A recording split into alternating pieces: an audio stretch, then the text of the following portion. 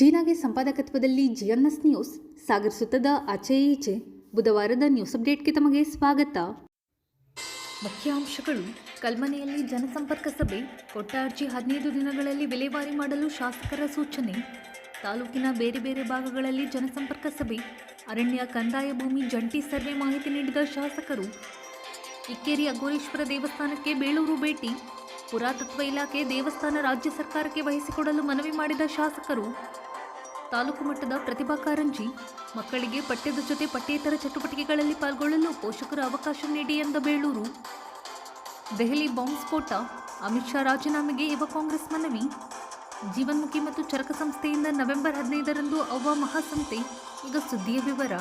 ಗ್ರಾಮೀಣ ಭಾಗದ ಫಲಾನುಭವಿಗಳನ್ನು ಸೌಲಭ್ಯಕ್ಕಾಗಿ ಅಲಿಸಿದರೆ ಅವರ 1 ದಿನದ ಕೂಲಿ ಹಣವನ್ನು ತಹಶೀಲ್ದಾರ್ ಭರಿಸಿಕೊಡಬೇಕು. ಜನರನ್ನು ಸತಾಯಿಸುವುದನ್ನೇ ಅಭ್ಯಾಸ ಮಾಡಿಕೊಳ್ಳಬೇಡಿ ಎಂದು ಶಾಸಕ ಹಾಗೂ ಅರಣ್ಯ ಕೈಗಾರಿಕಾ ಅಭಿವೃದ್ಧಿ ನಿಗಮದ ಅಧ್ಯಕ್ಷ ಗೋಪಾಲಕೃಷ್ಣ ಬೇಳೂರು ಎಚ್ಚರಿಕೆ ನೀಡಿದ್ದಾರೆ. ಸಾಗರ ತಾಲೂಕಿನ ಕಲ್ಮನೆಯಲ್ಲಿ ಬುಧವಾರ ಕಂದಾಯ ಇಲಾಖೆ ಮತ್ತು ಗ್ರಾಮ ಪಂಚಾಯಿತಿ ವತಿಯಿಂದ ಹಮ್ಮಿಕೊಳ್ಳಲಾಗಿದ್ದ ಜನಸಂಪರ್ಕ ಸಭೆಯನ್ನು ಉದ್ಘಾಟಿಸಿ ಸಾರ್ವಜನಿಕರ ಅಹವಾಲು ಸ್ವೀಕರಿಸಿ ಅವರು ಮಾತನಾಡುತ್ತಿದ್ದರು. ಗ್ಯಾರಂಟಿ ಅನುಷ್ಠಾನ ಸಮಿತಿ ಅಧ್ಯಕ್ಷ ಬಿಆರ್ ಜಯಂತ್, ಉಪವಿಭಾಗಾಧಿಕಾರಿ ವೀರೇಶ್ ಕುಮಾರ್, ತಹಶೀಲ್ದಾರ್ ರಶ್ಮಿ, ಕಾರ್ಯನಿರ್ವಹಣಾಧಿಕಾರಿ ಶಿವಪ್ರಕಾಶ್, ಕಲ್ಮನೆ ಗ್ರಾಮ ಪಂಚಾಯಿತಿ ಅಧ್ಯಕ್ಷ ಅಮರನಾಥ್, ಪ್ರಮುಖರಾದ ಜಯಪ್ರಕಾಶ್, ನಾಗರಾಜ್, ಮಹಾಬಲೇಶ್ವರ್, ಸುರೇಶ್ ಗೌಡ, ಗಣಪತಿ ಮಂಡಗಳಲೆ, ಕಲಸಿ ಚಂದ್ರಪ್ಪ, ಅನ್ವರ್ ಬಾಷಾ ಇನ್ನಿತರರು ಹಾಜರಿದ್ದರು. ಅವಕಾಶ ಇದೆ. ನವೀನ್ ಆಫೀಸರ್ ಯಾರಿಲ್ಲ ಕೊಡಿ, ಅವ್ರಿಗೆ ಮಾಡ್ಕೊಡಕ್ ಕೊಡಿ.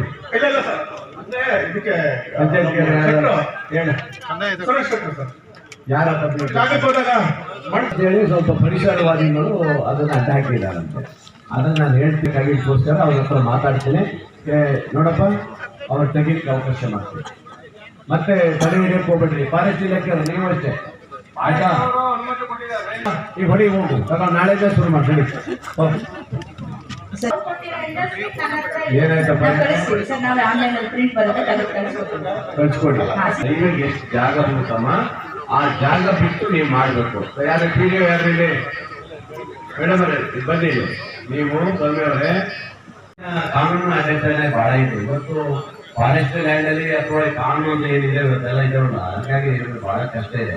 ಆ ಕಾಲದಲ್ಲಿ ಯಾವುದೇ ಒಂದು ದಟ್ಟ ಅರಣ್ಯದಲ್ಲೂ ಸಹ ಹಕ್ಕುಪತ್ರ ಕೊಡಲಿಕ್ಕೆ ಆ ಕಾಲ ಇತ್ತು. ಆದ್ರೆ ಸುಪ್ರೀಂ ಕೋರ್ಟ್, ಹೈಕೋರ್ಟ್ ಆದೇಶಗಳೆಲ್ಲ ಬಂದ ಮೇಲೆ ನಾವು ಅಧಿಕಾರಿಗಳು ನಾವು ಯಾರು ಏನು ಮಾಡಕ್ಕಾಗ್ತಿಲ್ಲ ಅನ್ನೋ ಪರಿಸ್ಥಿತಿ ಬಂದಿದೆ. ಗ್ರಾಮ ಪಂಚಾಯತಿ ಅವ್ರಿಗೆ ಹಕ್ಕುಪತ್ರ ಕೊಡ್ಲಿಕ್ಕೆ ಅಧ್ಯಕ್ಷರಿಗೆ ಕೊಡ್ಲಿಕ್ಕೆ ಆಗ್ತಾ ಇಲ್ಲ. ಪರಿಸ್ಥಿತಿ ಆ ತರ ಆಗಿದೆ. ಅವೆಲ್ಲವನ್ನ ಪರಿಗಣಿಸಿದ್ರೆ ನಾವು ಇವತ್ತು ಜನರಿಗೆ ಕೊಡುವಂಥದ್ದಾಗಿದ್ದರಿಂದ ಕೊಡಕ್ಕಾಗಲ್ಲ. ಬಿಟ್ರೆ ನೇರವಾಗಿ ಅವ್ರದ್ದು ಕರೆಕ್ಟಾಗಿ ಇಟ್ಬಿಟ್ಟು ನಾವು ಇಟ್ಕೊಳ್ಳೋದೇ ಇಲ್ಲ. ರೆವಿನ್ಯೂ ಜಾಗ ಆಗಿ ಪಕ್ಕ ಇಟ್ಬಿಟ್ರೆ ಕಟ್ಟಡ ಬಿಟ್ಬಿಡ್ತೇವೆ. ನಾವೇನು ಅವ್ರು ಇದು ಮಾಡಕ್ ಹೋಗೋದಿಲ್ಲ. ಹಾಗಾಗಿ ಇವೆಲ್ಲ ಸಮಸ್ಯೆ ಇದರಲಿಕ್ಕೆ ಬೇರೆ ಏನಿಲ್ಲ ಸರ್. ಈಗ ಕೆಲಸ ಮಾಡಿದ್ದೀನಿ. ಆ ಕೌಂಟ್ರಲ್ಲೆಲ್ಲ ಅರ್ಜಿ ಎಲ್ಲ ನನ್ನ ಹತ್ರ ಬರಬೇಕು. ನನ್ನ ಹತ್ರ ಬಂದ ಮೇಲೆ ಅದನ್ನ ಪೂರ್ತಿ ಫಾಲೋ ಮಾಡ್ತೀನಿ. ಯಾವುದೇ ಅರ್ಜಿಯನ್ನ ಬ್ಯಾಲೆನ್ಸ್ ಬಿಡೋ ಪ್ರಶ್ನೆ ಇಲ್ಲ. ಅಷ್ಟು ಕ್ಲಿಯರೇ ಮಾಡ್ಕೊಡ್ತೇನೆ. ಆಗದೆ ಇರೋರಿಗೆ ಏನು ಮಾಡಕ್ಕಾಗಲ್ಲ. ಅವರು ಪೆಂಡಿಂಗ್ ಇಟ್ಕೊಂಡು ಬಿಟ್ರೆ ಎಲ್ಲ ದಾಖಲೆ ಏನು ಅರ್ಜಿ ಬಂದಿದೆ ಅಷ್ಟು ನಮ್ಮ ಇಲಾಖೆಯವರು ಪೂರ್ತಿ ನನ್ನ ಕೈಗೆ ಬರಬೇಕು. ನಮ್ಗೆ ಬರಬೇಕು, ನನ್ನ ಆಫೀಸಿಗೆ ಬರಬೇಕು, ನಮ್ಮ PA ಕೈಗೆ ಕೊಡಬೇಕು. ಅನ್ನೋದು ಅದನ್ನು ಸ್ವಲ್ಪ ಒಂದು ಜನಸಂಪರ್ಕ ಇಲ್ಲ. ಜನಸಂಪರ್ಕ ಸಭೆಯನ್ನ ಆ ಭಾಗದಲ್ಲೆಲ್ಲ ಮಾಡಿದ್ದೇನೆ. ಇಲ್ಲಿ ಸಿಟಿ ಹತ್ರ ಇರೋದ್ರಿಂದ ನಾನು ಮಾಡಲಿಲ್ಲ. ನಾನು ತುಮರಿ ಮತ್ತು ಬ್ಯಾಕ್ವರ್ಡ್ ಅಲ್ಲಿ DC ಅವ್ರನ್ನೇ ಕರ್ಕೊಂಡು ಬಂದು ಆ ಭಾಗದ ಜನರಿಗೆ ಅವರಿಗೆ ನ್ಯಾಯ ಕೊಡಿಸೋ ಕೆಲಸದಲ್ಲಿ ನಾನು ಮಾಡಿದ್ದೇನೆ. ಬಂದಿಲ್ಲ. ಜೊತೆಗೆ ಏನಾಗಿದೆ, ಅವ್ರಿಗೆ ಗೊತ್ತಿಲ್ಲ. ಬಹಳ ಜನ ಅರ್ಜಿ ಹಾಕಿರ್ತಾರೆ, ಕಾನ್ ಅಂತ ಇರುತ್ತೆ, ಫಾರೆಸ್ಟ್ ಇರುತ್ತದೆ. ಅವೆಲ್ಲ ಏನಾಗುತ್ತೆ, ಕೊಡ್ಲಿಕ್ಕೆ ಬರೋದಿಲ್ಲ. ಇವತ್ತು ಸರ್ಕಾರ ಏನ್ ಮಾಡಿದ್ರೆ ಅಂದ್ರೆ ನಮಗೆ ಜಂಟಿ ಸರ್ವೆ ಹಾಕಿದ್ದೇನೆ. ಇವತ್ತು ಅದರಲ್ಲಿ ಕಾನು ಅಥವಾ ಗೋಮಾಳನ್ನು ಅಥವಾ ಫಾರೆಸ್ಟ್ ಅನ್ನೋದು ಬರಲಿಕ್ಕೆ ನಾವು ಇವತ್ತು ನಿಗದಿ ಪಡಿಸೋಕೆ ಅವಕಾಶ ಇದೆ. ಆ ಸರ್ವೆ ಆಗುವಲ್ಲಿ ನಾವು ಇನ್ನೂ ಸರ್ವೆ ಆಗಲಿಲ್ಲ. ಯಾಕಂದ್ರೆ ಸರ್ವೆ ಹಾಕಿದ ಮೇಲೆ 1 ವರ್ಷ ಆಯ್ತು. ನಮಗೆ ಈ ಸರೋಜ ಮುಳುಗಡೆ ಅಂತೂ ಅರ್ಜೆಂಟ್ ಇತ್ತು. ಸುಪ್ರೀಂ ಕೋರ್ಟ್ ಆದೇಶ ಬಂದಿತ್ತು ಸರ್ವೆ ಮಾಡಬೇಕಂತ. ಆ ಸರ್ವೆ ಮಾಡೋದಕ್ಕೋಸ್ಕರ ಎಲ್ಲ ನಮ್ಮ ಸರ್ವೆ ಎಲ್ಲ ಅಲ್ಲಿ ಹೋಗ್ಬಿಟ್ಟು ಮಾಡ್ಲಿಕ್ಕೆ ಹೋಗಿ, ಹಾಗಾಗಿ ಮಾಡ್ಲಿಕ್ಕೆ ಆಗಲಿಲ್ಲ. ಈಗ ಅದು ಸರ್ವೆ ಶುರು ಮಾಡಿದ್ದಾರೆ. ಅಲ್ಲಿಂದ ಈ ಎಲ್ಲ ಕಡೆ ಸರ್ವೆ ಆದ ಮೇಲೆ ಇವ್ರಿಗೆ ಹತ್ತು ಸಿಗ್ಲಿಕ್ಕೆ ಆಗುತ್ತೋ ಇಲ್ಲ ಅನ್ನೋದು ನಾವು ಪಕ್ಕ ಕೊಡ್ಬಿಟ್ರೆ ನಾವೇನು ಮಾಡಿ ತುಂಬಾ ವರ್ಷಗಳಿಂದ ಭೌತಿ ಖಾತೆಗಳು ಬಾಕಿ ಉಳಿದಿದೆ, ತಿರುಗ್ತಾ ಇದ್ದಾರೆ ಜನ. ನಮ್ಮಲ್ಲಿರುವಂತಹ ಚರ್ಚೆಯನ್ನು ಭೌತಿ ಆಂದೋಲನ ಕೂಡ ಮಾಡ್ತಾರೆ. ರೆಡಿ ಮಾಡಿದ್ದಾರೆ. ಕಂದಾಯ ಸಚಿವರು ಒಳ್ಳೆ ಕೆಲಸವನ್ನು ಮಾಡಿದ್ದಾರೆ. ಹಾಗಾಗಿ ರೈತರಿಗೆ, ಜನರಿಗೆ, ಜನಸಾಮಾನ್ಯರಿಗೆ ಅನುಕೂಲ ಆಗಿದೆ. ಭೌತಿ ಆಂದೋಲನದಲ್ಲಿ ಬಂದಿದೆ. ಎಲ್ಲ ಕ್ಲಿಯರ್ ಆಗಿದೆ. ಎಲ್ಲ ಕ್ಲಿಯರ್ ಆಗಿದೆ. ಸರ್, ಇನ್ನು ಮುಂದೆ ಪ್ರತಿ ಗ್ರಾಮ ಪಂಚಾಯತಿಯಲ್ಲಿ ಮಾಡ್ತೀರಾ ಸರ್? ಇದು ಬಹಳಷ್ಟು ಅಂದ್ರೆ ಈ ಕಲ್ಮನೆ ಪಂಚಾಯತ್ಗೆ ಮಾಡಿದ್ದು ಯಾಕಂದ್ರೆ ಇನ್ನೊಂದು ಸ್ವಲ್ಪ ಕೂಲಿ ಕಾರ್ಮಿಕರು ವಿಚಾರಗಳು ಬಡವರಲ್ಲಿ ಇರೋದ್ರಿಂದ ಒಂದು ತಿಳ್ಕೊಳ್ಳಿ ಯಜಮಾನ್ರೆ, ಇಲ್ಲಿ ದಾರಿ ಬಿಡಕ್ಕೆ ಅವಕಾಶ ಇದೆ. ಕೋರ್ಟ್ ಅಲ್ಲಿ ನವೀನ್ ಆಫೀಸರ್ ಯಾರಿಲ್ಲ ಅವ್ರು ಕೊಡಿ, ಅವ್ರಿಗೆ ಮಾಡ್ಕೊಡಕ್ ಕೊಡಿ.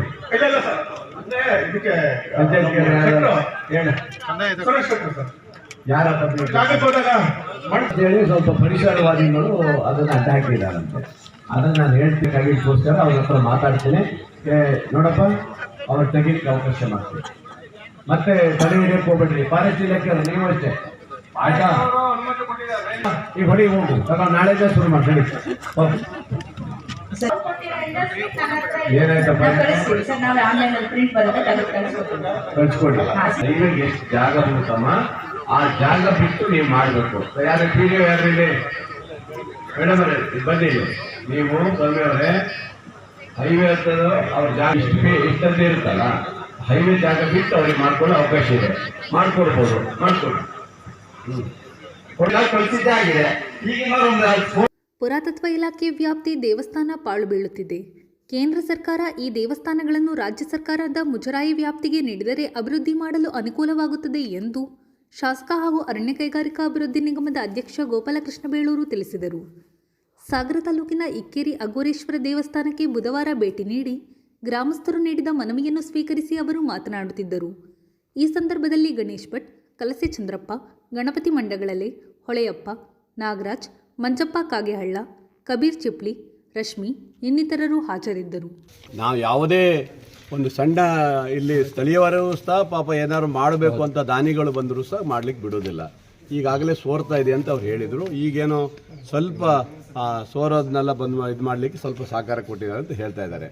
ನಾನು ಹೇಳೋದಿಷ್ಟೇ, ಕೇಂದ್ರದ ನಮ್ಮ ಯಾರು ಇವತ್ತು ಮಂತ್ರಿಗಳಿರ್ತಾರೆ ಅವರು ಕೇಂದ್ರ ಸರ್ಕಾರದಲ್ಲಿ ಮಾತಾಡಿ, ನೀವು ನಮ್ಮ ರಾಜ್ಯದಲ್ಲಿರುವಂಥ ಈ ದೇವಾಲಯಗಳಿಗೆ ನಾವು ರಾಜ್ಯ ಸರ್ಕಾರಕ್ಕೆ ಹ್ಯಾಂಡ್ ಓವರ್ ಮಾಡಿದರೆ ಖಂಡಿತ ಇದೊಂದು ಪ್ರವಾಸಿ ಸ್ಥಳ ಮಾಡಲಿಕ್ಕೆ ಇವತ್ತು ಆಗುತ್ತೆ. ಯಾಕಂದರೆ ಈ ಸರಿ ರಾಜ್ಯ ಸರ್ಕಾರ 45 ಚಂದ್ರಗುತ್ತಿನೂ ಸೇರಿ 45 ಪ್ರವಾಸಿ ಸ್ಥಳವನ್ನು ರಾಜ್ಯದ ಪ್ರವಾಸಿ ಸ್ಥಳವಾಗಿ ಮಾಡಿದ್ದಾರೆ, ಘೋಷಣೆ ಮಾಡಿದ್ದಾರೆ.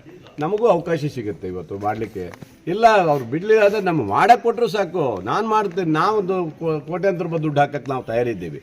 ಯಾಕಂದರೆ ಎಲ್ಲ ದೇವಸ್ಥಾನಕ್ಕೂ ನಾವು ಕೊಡೋದ್ರಿಂದ ಈ ದೇವಸ್ಥಾನಕ್ಕೂ, ಯಾಕಂದರೆ ಪ್ರವಾಸಿಗರು ಇಡೀ ಸಾಗರಕ್ಕೆ ಬರೋದ್ರಿಂದ ಅಲ್ಲಿ ಇಕ್ಕೇರಿ ಮತ್ತು ಕೆಳದಿ ನಮ್ಮ ಶ್ರೀಧರ್ ಮಠಕ್ಕೆ ಹೋಗೋದ್ರಿಂದ, ಸಿಗಂದೂರು ಎಲ್ಲ ಬರೋದ್ರಿಂದ ಒಂಥರ ಮಾದರಿಯಾಗಿ ಅವ್ರಿಗೊಂದು ಬಂದು ನೋಡಲಿಕ್ಕೆ ಅವಕಾಶ ಸಿಗುವಂಥದ್ದು ಆಗಬೇಕು ಅನ್ನೋದಿದೆ. ಬಟ್ ಇದು ಅವಕಾಶ ಇಲ್ಲ ನಮಗೆ. ಆದರೂ ಸಹ ಇಲ್ಲಿ ಸ್ಥಳೀಯವರೆಲ್ಲ ಪಾಪ ಅಡ್ಜಸ್ಟ್ ಮಾಡಿ ಹೊರಗಡೆ ಎಲ್ಲ ಇದು ಕಟ್ಟೋದು, ಊಟದ ಹಾಲು ಮಾಡ್ಕೊಂಡಿದ್ದಾರೆ, ಅದು ಇದು ಮಾಡ್ಕೊಂಡಿದ್ದಾರೆ. ಅಲ್ಲ ಸರ್, ಈಗ ಮುಜರಾಯಿ ದೇವಸ್ಥಾನಕ್ಕೆ ಸೇರಿದ್ರು ಕೂಡ ಇದು ಯಾಕೆ ಇಲ್ಲ, ಇದು ಮುಜರಾಯಿ ದೇವಸ್ಥಾನಕ್ಕೆ ಇದರಲ್ಲಿ ಇದ್ರು ಸಹ ಸೆಂಟ್ರಲ್ ಅದರಿಂದ ನಮ್ಗೆ ಸಿಗೋದಿಲ್ಲ, ಅದು ಬರೋಲ್ಲ, ಅವ್ರು ಮಾಡೋಕ್ಕೆ ಬಿಡೋದಲ್ಲ. ನಾವು ಕೆಳದಿಯಲ್ಲಿ ಎಷ್ಟೋ ದುಡ್ಡನ್ನು ಹಾಕಿದ್ದು ವಾಪಸ್ ಬಂದಿದೆ ನಮಗೆ. ಸರ್, ಇನ್ನೊಂದು ವಿಚಾರ ಇದೆ, ಒಂದೇ ನಿಮಿಷ. ಈಗ ಇನ್ನೊಂದು ವಿಚಾರ, ಈ ಅಘೋರೇಶ್ವರಕ್ಕೆ ಸಂಬಂಧಪಟ್ಟಂಗೆ ತುಂಬ ಜಮೀನುಗಳು ಒತ್ತುವರಿ ಆಗಿದೆ. ಇದು ಹಿಂದೆ ಕೋರ್ಟಲ್ಲಿ ಕೂಡ ಅದು ಆರ್ಡರ್ ಆಗಿದೆ. ಅಂದರೆ ಅದನ್ನು ವೇಕೆಂಟ್ ಮಾಡಬೇಕು, ಅದನ್ನು ಒತ್ತುವರಿ ತೆರವುಗೊಳಿಸಬೇಕು. 9 ಎಕರೆ 35 ಗುಂಟೆ ಜಾಗ ಏನಾಗಿದೆ ಪೂರ್ತಿ ಎಲ್ಲ ಒತ್ತುವರಿ ಮಾಡಿಬಿಟ್ಟಿದ್ದಾರೆ. ಇಲ್ಲಿ ಜನ್ನತ್ ಕಲ್ಲಿಯವರಿಗೂ ಬರುತ್ತೆ. ಅದಕ್ಕೆ ನಗರಸಭೆಯವರು ಸೇಲ್ ಸರ್ಟಿಫಿಕೇಟು ಕೊಟ್ಬಿಟ್ಟಿದ್ದಾರೆ. ಅದಕ್ಕೆ ಹಿಂದೆ ಆ್ಯಕ್ಚುಲಿ ಮಕ್ಕಳಲ್ಲಿ ಹುದುಗಿರುವ ಪ್ರತಿಭೆ ಅಭಿವ್ಯಕ್ತಗೊಳಿಸಲು ಪ್ರತಿಭಾ ಕಾರಂಜಿ ಪೂರಕ. ಮಕ್ಕಳಿಗೆ ಪಠ್ಯದ ಜೊತೆ ಪಠ್ಯೇತರ ಚಟುವಟಿಕೆಗಳ ಬಗ್ಗೆ ಸಹ ಆಸಕ್ತಿ ಮೂಡಿಸಬೇಕು ಎಂದು ಶಾಸಕ ಹಾಗೂ ಅರಣ್ಯ ಕೈಗಾರಿಕಾ ಅಭಿವೃದ್ಧಿ ನಿಗಮದ ಅಧ್ಯಕ್ಷ ಗೋಪಾಲಕೃಷ್ಣ ಬೇಳೂರು ತಿಳಿಸಿದರು. ಸಾಗರದ ಬೆಳಲಮಕ್ಕಿ ಶಾಸಕರ ಮಾದರಿ ಹಿರಿಯ ಪ್ರಾಥಮಿಕ ಶಾಲೆಯಲ್ಲಿ ಬುಧವಾರ ಸಾರ್ವಜನಿಕ ಶಿಕ್ಷಣ ಇಲಾಖೆ ವತಿಯಿಂದ ಹಮ್ಮಿಕೊಳ್ಳಲಾಗಿದ್ದ ಪ್ರಾಥಮಿಕ ಶಾಲಾ ಮಕ್ಕಳ ತಾಲೂಕು ಮಟ್ಟದ ಪ್ರತಿಭಾ ಕಾರಂಜಿ ಉದ್ಘಾಟಿಸಿ ಅವರು ಮಾತನಾಡುತ್ತಿದ್ದರು. ಶಾಲಾಭಿವೃದ್ಧಿ ಸಮಿತಿ ಅಧ್ಯಕ್ಷ ಸತೀಶ್ ಕುಮಾರ್ ಕಾರ್ಯಕ್ರಮದ ಅಧ್ಯಕ್ಷತೆ ವಹಿಸಿದ್ದರು. ವೇದಿಕೆಯಲ್ಲಿ ಗಣಪತಿ ಮಂಡಗಳಲ್ಲಿ ಮಾಲ್ತೇಶ್, ರವಿಲಿಂಗನಮಕ್ಕಿ, ಪಾಲಾಕ್ಷಪ್ಪ, ಚಂದ್ರಪ್ಪ ಕಲಸೆ, ಭೂಮೇಶ್, ದೇವೇಂದ್ರಪ್ಪ, ಚಿನ್ಮಯ್, ಹನುಮಂತಪ್ಪ, ಇನ್ನಿತರರು ಹಾಜರಿದ್ದರು. ಯಾವುದೇ ಪ್ರೋಗ್ರಾಮ್ ಇರ್ಲಿ, ಏನೇ ಇರ್ಲಿ, ಮನೆ ಕೆಲಸ ಏನೇ ಇರ್ಲಿ, ಎಲ್ಲ ಸೀರಿಯಲ್ಗಳೆಲ್ಲ ಯಾವುದಿರ್ಲಿ ಎಲ್ಲ ಬಿಟ್ಟು ಇವತ್ತು ಆ ಮಕ್ಕಳ ಶೈಕ್ಷಣಿಕ ಪ್ರಗತಿಗೆ ನೀವು ಇರಬೇಕು. ಆ ಮಕ್ಕಳಿಗೆ ಏನು ಸಹಕಾರ ಕೊಡುವ ಪ್ರೋತ್ಸಾಹವನ್ನು ತಂದೆ ತಾಯಿಗಳು ಕೊಟ್ಟಾಗ ಆ ಮಕ್ಕಳು ಇನ್ನೂ ಉನ್ನತ ಮಟ್ಟಕ್ಕೆ ಹೋಗ್ತಾರೆ, ಒಳ್ಳೆ ಪ್ರಗತಿ ಸಾಧಿಸ್ತಾರೆ, ಹೆಸರು ತರ್ತಾರೆ. ಆ ಒಂದು ವ್ಯಕ್ತಿತ್ವ ಆ ಮಕ್ಕಳಲ್ಲಿದೆ. ಬಹುಶಃ ನೀವು ನೋಡಿದಿರಿ, ಜಿ ಕನ್ನಡದಲ್ಲಿ ಬರುವಂತ ಸಂಗೀತ ಕಾರ್ಯಕ್ರಮ ಇರ್ಬೋದು, ಡ್ಯಾನ್ಸ್ ಕಾರ್ಯಕ್ರಮ ಇರ್ಬೋದು, ಕಾಮಿಡಿ ಕಾರ್ಯಕ್ರಮ ಇರ್ಬೋದು, ಅಬಾಬಾಬಾಬಾಬಾಬಾಬಾಬಾಬಾಬಾ ಯಾವ ಮಟ್ಟದಲ್ಲಿ ನಮ್ಮ ಮಕ್ಕಳಿದೆ ಅಂದ್ರೆ ಅವರ ಪ್ರತಿಭೆಗಳನ್ನ ಅಳಿಲಿಕ್ಕೆ ಸಾಧ್ಯ ಇಲ್ಲ. ಅಷ್ಟು ಮಟ್ಟದಲ್ಲಿ ಇವತ್ತು ಆ ಮಕ್ಕಳ ಪ್ರತಿಭೆ ಇದೆ. ಹಾಗಾಗಿ ಮಕ್ಕಳೇ ಎಲ್ಲ ಚೆನ್ನಾಗಿ ಆಟ ಆಡಿ ನಿಮ್ಮ ಶಾಲೆಗಳಿಗೆ, ನಿಮ್ಮ ತಂದೆ ತಾಯಿಗಳಿಗೆ ಹೆಸರು ತರುವಂತ ಕೆಲಸ ಮಾಡ್ಬೇಕೇನ್ರು? ಎಲ್ಲಿದ್ರು? ಎಲ್ಲ ಇಲ್ಲೇ ಇದ್ದೀರಾ? ಸರಿ ಸರಿ. ಸರ್ಕಾರಿ ಶಾಲೆ ಅಂತ ಹೇಳಿದ್ರೆ ಯಾವ ವ್ಯಕ್ತಿ ಇವತ್ತು ಸರ್ಕಾರಿ ಶಾಲೆಗೆ ಮೂಗು ಮುರಿದು ಬರ್ತಾ ಇರಲಿಲ್ಲ, ಆ ಶಾಲೆಗೆ ಇವತ್ತು ಬರುವ ರೀತಿ ಮಾಡಿದವರು ನೀವು, ನಮ್ಮ ಶಿಕ್ಷಕರು ಒಳ್ಳೆ ಪಾಠ ಮಾಡೋ ಮೂಲಕ ತೋರಿಸ್ಕೊಟ್ಟಿದ್ದಾರೆ. ಹಾಗಾಗಿ ಸರ್ಕಾರಿ ಶಾಲೆ ಅಂದ್ರೆ ಏನಂದ್ರೆ ಸ್ವಲ್ಪ ಸುಣ್ಣ ಬಣ್ಣ ಹೊಳೆಯಲ್ಲ, ಆದ್ರೆ ಅಲ್ಲಿ ನುರಿತ ಶಿಕ್ಷಕರು ಇರ್ತಾರೆ, ಒಳ್ಳೆಯ ಶಿಕ್ಷಕರು ಕೊಟ್ಟಿರ್ತೀವಿ, ಪಾಠ ತುಂಬಾ ಚೆನ್ನಾಗಿ ಮಾಡ್ತಾನೆ. ನೀವು ನೋಡಿ, ಈ ಸರಿ ನಮ್ಮಲ್ಲಿ 18 ಶಾಲೆ ಇವತ್ತು ನಮ್ಮ ಹೈಸ್ಕೂಲಲ್ಲಿ 100% ಬಂದಿದೆ. ಪ್ರೈವೇಟ್ ಅಲ್ಲಿ ಎಷ್ಟು ಬಂದಿದೆ ನೋಡಿ. ಅವ್ರು ಶೂಟು ಬೂಟು ಹಾಕಿ ಅವ್ರಿಗೆ ಮತ್ತೆ ಡೊನೇಷನ್ ಬೇರೆ 3,000 ಕೊಡ್ತೀರಿ, ಅವ್ರಿಗೆ ಗಾಡಿ ವಾಹನ ಸೇರಿ ದುಡ್ಡು ಕೊಡ್ಬೇಕು, ಮತ್ತೆ ಪ್ರತಿ ಕಾರ್ಯಕ್ರಮಕ್ಕೆ ಅವ್ರಿಗೆ ದುಡ್ಡು ಕೊಡ್ಬೇಕು. ಆದ್ರೆ ಇಲ್ಲಿ ಏನು ಆ ತರ ಇರಲ್ಲ, ಎಲ್ಲ ಸಣ್ಣ ಪುಟ್ಟದ್ದು ಇರುತ್ತೆ. ಬಿಟ್ರೆ ನೀವು 3,000 ರೂಪಾಯಿ ತಿಂಗಳ ಕೊಡುವಂಥದ್ದು ಏನೂ ಇರಲ್ಲ. ನಮ್ಮ ಮಕ್ಕಳಿಗೆ ಪೌಷ್ಟಿಕ ಆಹಾರವಾಗಿ ಇವತ್ತು ಊಟ ಕೊಡ್ತೀವಿ, ಮೊಟ್ಟೆ ಕೊಡ್ತೀವಿ, ಬಾಳೆಹಣ್ಣು ಕೊಡ್ತೀವಿ, ಚುಕ್ಕೆ ಕೊಡ್ತೀವಿ, ರಾಗಿ ಮಾಡಿ ಕೊಡ್ತೀವಿ, ಎಲ್ಲವನ್ನೂ ಫ್ರೀ ಕೊಡೋದ್ರಿಂದ ಸರ್ಕಾರಿ ಶಾಲೆಗಳಿಗೆ ಮಕ್ಕಳನ್ನ ನೀವು ಕಳಿಸ್ಬೇಕು. ಅದರಿಂದ ಏನಂದ್ರೆ ನಮ್ಮಲ್ಲಿ ಏನಂದ್ರೆ ಸ್ವಲ್ಪ ಪದೇ ಪದೇ ದೇಶದಲ್ಲಿ ಭಯೋತ್ಪಾದಕ ದಾಳಿ ನಡೆಯುತ್ತಿದ್ದರೂ ಅದನ್ನು ತಡೆಗಟ್ಟಲು ವಿಫಲವಾಗಿರುವ ಕೇಂದ್ರ ಗೃಹ ಸಚಿವ ಅಮಿತ್ ಶಾ ಅವರನ್ನು ಸಚಿವ ಸ್ಥಾನದಿಂದ ವಜಾಗೊಳಿಸುವಂತೆ ಒತ್ತಾಯಿಸಿ ಬುಧವಾರ ಯುವ ಕಾಂಗ್ರೆಸ್ ವತಿಯಿಂದ ಉಪವಿಭಾಗಾಧಿಕಾರಿಗಳ ಕಚೇರಿಗೆ ಮನವಿ ಸಲ್ಲಿಸಲಾಯಿತು. ನಗರ ಬ್ಲಾಕ್ ಅಧ್ಯಕ್ಷ ಸದ್ದಾಂ ದೊಡ್ಮನಿ ಮಾತನಾಡಿದರು. ಯುವ ಕಾಂಗ್ರೆಸ್ ಅಧ್ಯಕ್ಷ ಮಹೇಂದ್ರ ಬುಕ್ಕಿವರೆ, ಮನೋಜ್ ಜನ್ನೆಹಕ್ಲು, ರವಿ ಲಿಂಗನಮಕ್ಕಿ, ತೂಫೇಲ್, ಶಫಿ ಇನ್ನಿತರರು ಹಾಜರಿದ್ದರು. ಕಳೆದುಕೊಂಡಿದ್ದಾರೆ. ಈ ಘಟನೆಯನ್ನು ಸಾಗರ ಯುವ ಕಾಂಗ್ರೆಸ್ ತೀವ್ರವಾಗಿ ಖಂಡಿಸುತ್ತದೆ. ಕೇಂದ್ರದಲ್ಲಿ ಬಿಜೆಪಿ ಅಧಿಕಾರಕ್ಕೆ ಬಂದಾಗಿನಿಂದಲೂ ಪದೇ ಪದೇ ದೇಶದಲ್ಲಿ ಉಗ್ರರ ದಾಳಿಯಾಗುತ್ತಿದೆ. 2019 ಫೆಬ್ರವರಿ 14ರಂದು ಅತ್ಯಂತ ಬಿಗಿ ಭದ್ರತೆ ಇರುವ ಪ್ರದೇಶಕ್ಕೆ 800 kg ಅಧಿಕ ತೂಕದ ಗ್ರಾನೇಡ್ಗಳನ್ನು ತಂದು ಸೈನಿಕರು ಹಾಗೂ ವಾಹನದ ಮೇಲೆ ಗುರಿಯಾಗಿಸಿ ದಾಳಿ ಮಾಡಲಾಗಿತ್ತು. 22 ಏಪ್ರಿಲ್ 2025ರಂದು ಕಾಶ್ಮೀರದ ಪೆಹಲ್ಗಾಮ್ನಲ್ಲಿ ಉದ್ಯಾನವನದಲ್ಲಿ ನಾಗರಿಕರನ್ನು ಗುರಿಯಾಗಿಸಿಕೊಂಡಿದ್ದು ಉಗ್ರರು ಗುಂಡಿನ ಸುರಿಮಳೆಗೆಯ್ದು 26 ಅಮಾಯಕರು ನಾಗರಿಕರನ್ನು ಹತ್ಯೆಗೈದಿದ್ದರು. ಇದೀಗ ದೇಶದ ರಾಜಧಾನಿಯಲ್ಲಿ ಉಗ್ರರ ದಾಳಿಯಾಗಿದ್ದು ಈ ಘಟನೆಯಿಂದ ಕೇಂದ್ರ ಸರ್ಕಾರ ನಾಗರಿಕರಿಸಿದೆ. ಬಿಜೆಪಿ ಅಧಿಕಾರಕ್ಕೆ ಬಂದಾಗಿನಿಂದಲೂ ಇಂತಹ ದಾಳಿಗಳು ಚುನಾವಣಾ ಸಂದರ್ಭದಲ್ಲಿ ನಡೆಯುತ್ತಿದೆ. 2019ರ ಲೋಕಸಭಾ ಚುನಾವಣೆಯ ಸಂದರ್ಭದಲ್ಲಿ ಪುಲ್ವಾಮಾ ದಾಳಿ ನಡೆದಿತ್ತು. ನಂತರ ಮಣಿಪುರದ, ಇದೀಗ ಬಿಹಾರ ವಿಧಾನಸಭಾ ಚುನಾವಣೆಯ ಸಂದರ್ಭದಲ್ಲಿ ಈ ದಾಳಿ ನಡೆಯುತ್ತಿದೆ.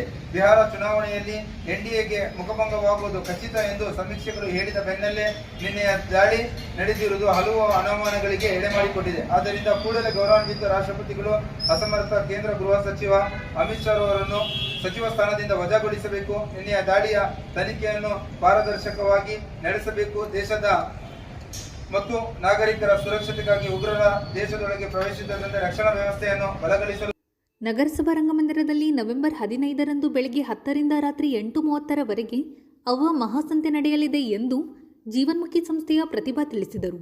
ಬುಧವಾರ ಸುದ್ದಿಗೋಷ್ಠಿಯಲ್ಲಿ ಅವರು ಮಾತನಾಡುತ್ತಿದ್ದರು. ಗೋಷ್ಠಿಯಲ್ಲಿ ರಂಜಿನಿ, ಸರಿತಾ, ಪ್ರತಿಭಾ, ಸೌಮ್ಯ, ಮಮತಾ ಜೈನ್, ರೋಹಿಣಿ, ಪದ್ಮಶ್ರೀ ಇನ್ನಿತರರು ಹಾಜರಿದ್ದರು. ನಗರಸಭೆ ಆವರಣದ ಗಾಂಧಿ ಮೈದಾನದಲ್ಲಿ ನಡೀತಾ ಇದೆ. ಬೆಳಿಗ್ಗೆ 11 ಗಂಟೆಯಿಂದ ರಾತ್ರಿ 8:30ವರೆಗೂ ಇರುತ್ತೆ. ಅನೇಕ ಪದಾರ್ಥಗಳು ಸಂತೆಯಲ್ಲಿ ಗ್ರಾಹಕರಿಗೆ ಲಭ್ಯವಿದೆ.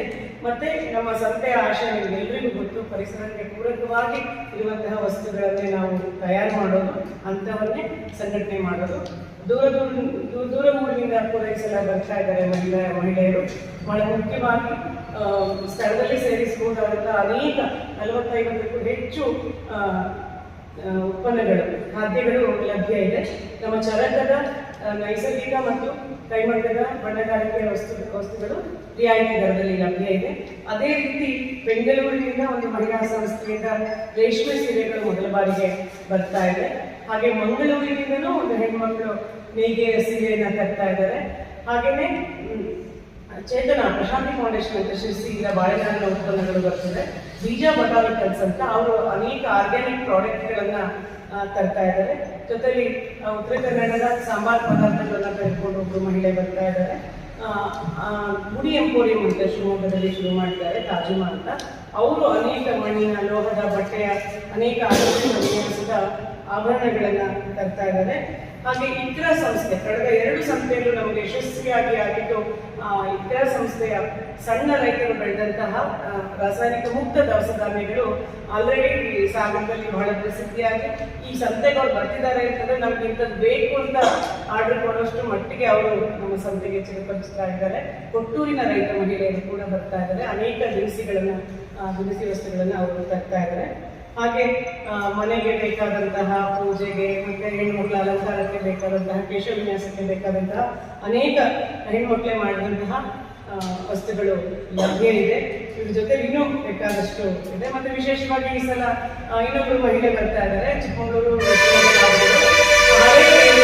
ಏನಾದರೂ ಯಾರ್ದಾರು ಮನೆಯಲ್ಲಿ ಇದ್ರೆ ಅದನ್ನು ತೆಗೆದುಕೊಂಡು ಸ್ಥಳದಲ್ಲಿಯೇ ಅವರು ನಗದು ಕೊಡ್ತಾರೆ. ಈ ಸೌಲಭ್ಯ ನಮ್ಮ ಸಾಗರದಲ್ಲಿ ಯಾವ ಮನೆಯಲ್ಲೂ ಇರಲಿಲ್ಲ, ಶಿರ್ಸಿಯಲ್ಲಿ ಇದೆ.